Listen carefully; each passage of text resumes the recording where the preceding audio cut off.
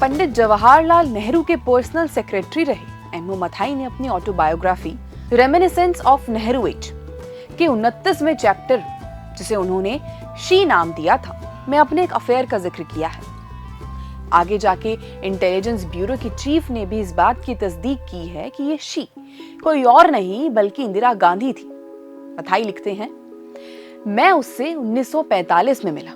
तब उसके एक बेटा था जो जमीन पर रेंगने की उम्र का था, और उसके दूसरा बेटा दिसंबर 1946 के बीच में हुआ, जो कि अनवांटेड चाइल्ड था।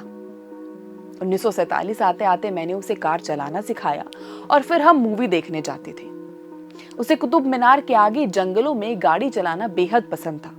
एक दिन शिकायती लहजे में उसने मुझसे कहा, तुम मुझसे प्यार नहीं करते। मैंने जवाब दिया, पता नहीं, मैंने इस बारे में कभी सोचा नहीं।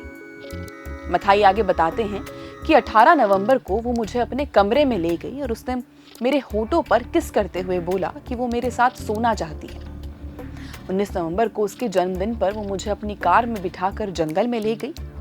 वापस लौटते वक्त मैंने उसे बताया कि मैं उसके स्तन से बह रहे दूध को देखकर हिचकिचा रहा था। जिसके बाद उसने कुछ ऐसा किया कि उसके स्तनों से दूध आना बंद हो गया। वो कामुक तो नहीं थी, लेकिन उसे पैशन के साथ घंटों किस करते रहना बहुत पसंद था। वो एक पैशनेट औरत थी जिसे पलंग में महारत हासिल थी। उसने मुझे एक दिन बताया कि वो एक हिंदू से शादी करने का सोच भी नहीं सकती। एक बार आधी रात के बाद वो मेरे रूम में आई और मेरे साथ लेट गई। 4 बजे तक मेरे साथ लेटे रहने के बाद वो चुपचाप अपने कमरे में चली गई। लेकिन जाते वक्त उसने मेरे कान में बोला, मैंने तुम्हें कभी नहीं बताया कि पहले मैं आत्महत्या करने के बारे में सोचती थी, लेकिन तुमसे मिलने के बाद ऐसे ख्याल अब मुझे नहीं आते।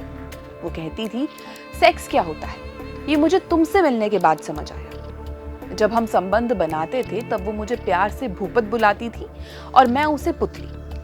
ये दोनों ही उस वक्त के बदनाम डाकू थे।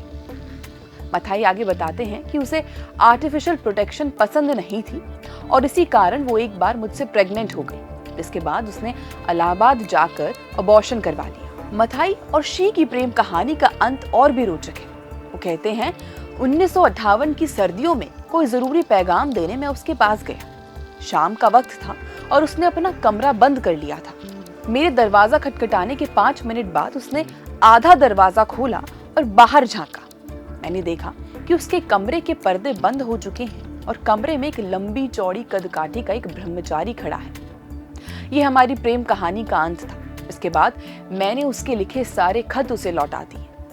अब ये ब्रह्मचारी कौन था, इस पर हम अगली कड़ी में बात करेंगे। धन्यवाद। ऐसे और वीडियो देखने के लिए रिपोर्ट भारत को सब्सक्राइब करें।